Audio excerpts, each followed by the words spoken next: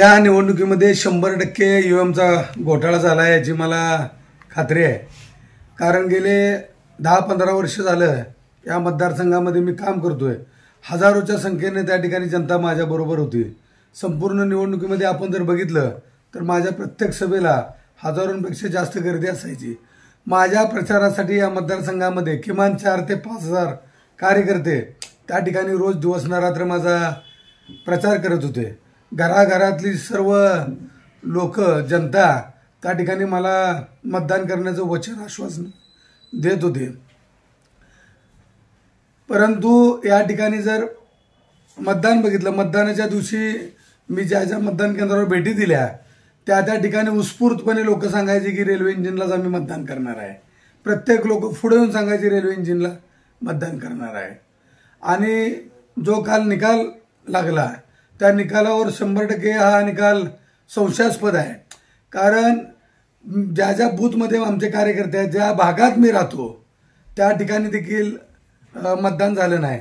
अनेक माझे कार्यकर्ते पदाधिकारी शाखाध्यक्ष असतील, आमचे मनसेचे सगळे पदाधिकारी असतील, त्यांच्या बूथवर त्यांच्या स्वतःचं मतदान देखील त्या ठिकाणी दाखवलं गेलेलं नाही।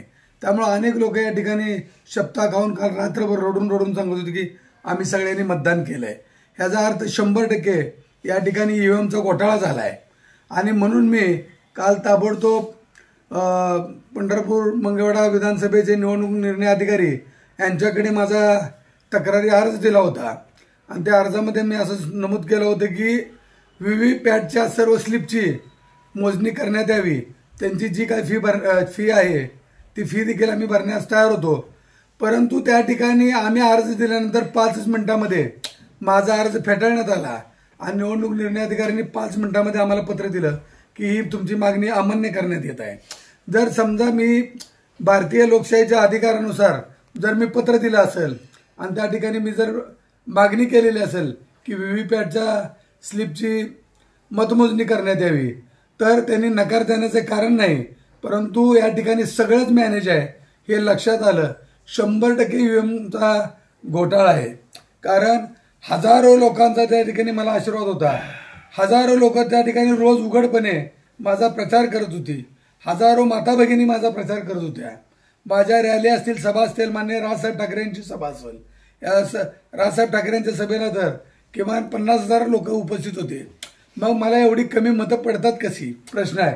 त्यामुळे 100% या ठिकाणी ईव्हीएमचा घोटाळा करून सर्व छोट्या पक्षांना या ठिकाणी संपवण्याचा प्रयत्न या ईव्हीएम घोटाळ्याच्या माध्यमातून केला गेलेला आहे। मग आता तुम्ही काय पुढील भूमिका घेतली? या ठिकाणी पहिली प्रोसेस होती की निवडणूक निर्णय अधिकाऱ्याकडे तक्रारी अर्ज दाखल करणं।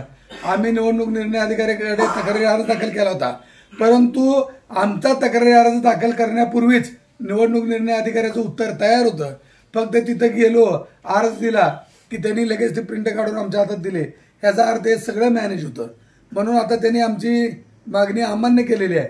म्हणून यापुढचे आम्ही या ठिकाणी उच्च न्यायालयामध्ये याबाबत पंढरपूर मंगळवेढा मतदारसंघ या मतदारसंघामध्ये जो हा घोटाळा झालेला आहे या घोटाळ्यासंदर्भात उच्च न्यायालयामध्ये मी दाद मागणार आहे। तुमच्यासोबतचे काँग्रेसचे उमेदवार त्यांनी आक्षेप घेतलाय, तेही आता पत्रकार परिषद घेऊन आक्षेप नोंदवणार, काय सांगणार? नाही, निश्चितपणे हा घोटाळा आहे 100%। कारण या ठिकाणी भारतीय जनता पार्टीचं कसल्याही प्रकारचं काम नव्हतं, त्यांच्या उमेदवाराचं कसल्याही प्रकारचं काम नव्हतं। या मतदारसंघातली जनता भारतीय जनता पार्टीला त्रस्त होऊन गेली होती, वैतागून गेली होती। गोरगरीब सर्वसामान्य लोक या ठिकाणी अतिशय त्रस्त झाले होते। आणि एवढ्या अडचणीतनं दिवस काढत असताना भारतीय जनता पार्टीला एवढ्या प्रचंड प्रमाणामध्ये मतदान होतंच कसं याचा मला पडलेला प्रश्न आहे।